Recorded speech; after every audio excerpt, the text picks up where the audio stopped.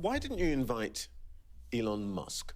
You're desperate to get a company which sacks its employees by Zoom, but you're stiffy about the biggest car maker in the world because he put something on social media you didn't like. Okay.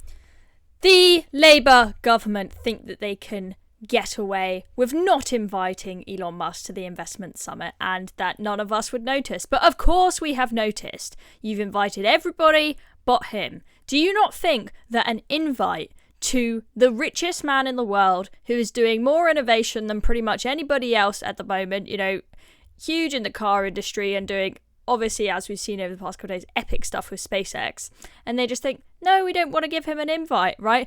That is not pure coincidence. We all know exactly why, and that's because Elon Musk has criticised the government, so you've decided you don't want any of his investment. What a great shame. Absolutely pathetic from the Labour government. Listen to what Jonathan Reynolds, the business secretary, has to say to try and excuse himself and the government for it. I'm not going to comment on particular invitations for particular Not going to comment. Not going to Musk comment. is not some- Well, cop some out. odd invitation. It is Elon Musk, biggest car maker in the world, richest man in the world. Why didn't you invite him? Look, I'm not going to comment on the reasons for any specific person, but I can tell you Pathetic. we have 300 of the most significant investors, business figures, people who can bring significant amounts of capital to the UK. Big names, things that will make a big difference to working people's lives, and that's the criteria. You're happy to talk to me about DP World, who sacks their workers.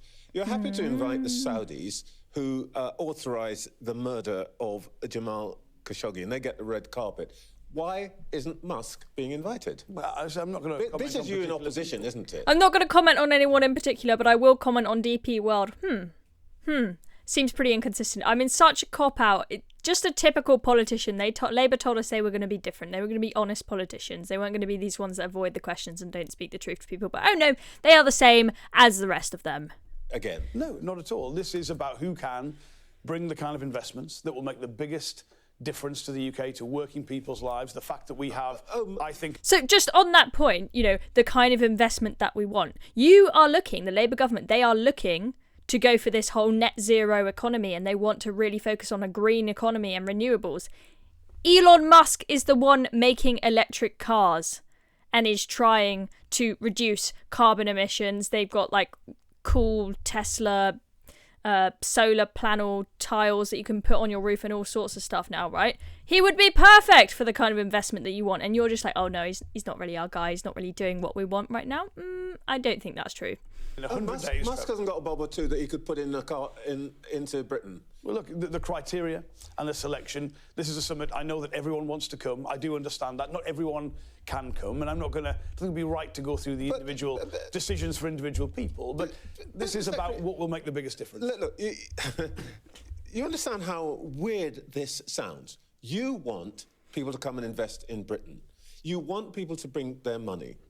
Yet the one person who probably has got more money to burn and would probably like to invest in Britain, in fact, he says so publicly when he didn't get the invitation, you're deciding he's not good enough. For what reason? No, look, if people have an investment proposition for the UK, of course, I will talk to them about it. I'm not going to go through... Look, thousands of people, Trevor, wanted to come to this summit. Come Of course they did. Elon I'm not Musk going to go is through not the fact. thousands of people. Well, look, I'll simply say that the people coming, you'll see the scale of the investments, you'll see the opportunities for the UK, you'll see the kind of quality and depth of the engagement this new government has. And I think to individually talk about a certain person here or there, look, that's not right on them, let alone the government. All right. Absolutely pathetic, completely embarrassing for Labour. There was just no way that they could excuse themselves and just act like Elon Musk, you know, he's just any old guy, he's any old investor. He didn't make the cut.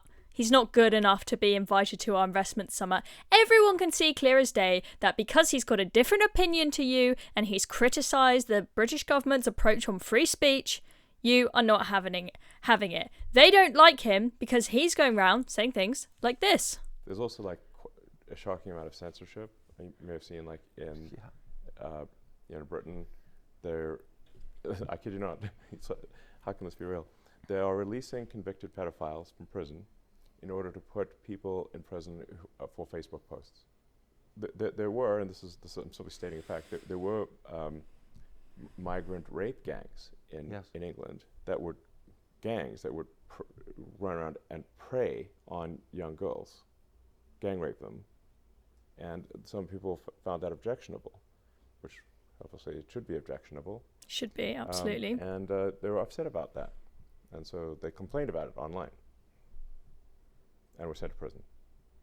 It's insane. It is genuinely insane, the world that we are living in. And, you know, at the end of the day, Elon is the one winning here because we've got a Labour government who can't seem to do anything right. Their poll ratings are absolutely plummeting. Now the Tories apparently are more popular than Labour. They can't make this Lord Ali scandal go away. You know, I wouldn't even trust Keir Starmer to turn the oven off before he leaves the house. But Elon Musk, what's he up to? He's up to this cool shit. It's a custom-built tower with arms that'll... I just think this is a really cool explanation of what he did the other day. Heaviest flying object ever made. So cool. And pluck it out of the air. I mean, that's the theory anyway. So, Keir Starmer couldn't do that. You got nothing on Elon, mate. Well, you just use the arms, and then you said it again. I mean, they go, wow, he's serious. Okay, we better get on this. And now it seems normal. Or it'll weigh about 250 tons. We'll make that lighter over time. So you got like, you know, call it a couple hundred tons, plummeting at more than half the speed of sound. So this thing is still coming in really fast. Yeah. Pretty much down in a downward direction. So then they light the engines. So it's going to slow itself down very fast and correct any error.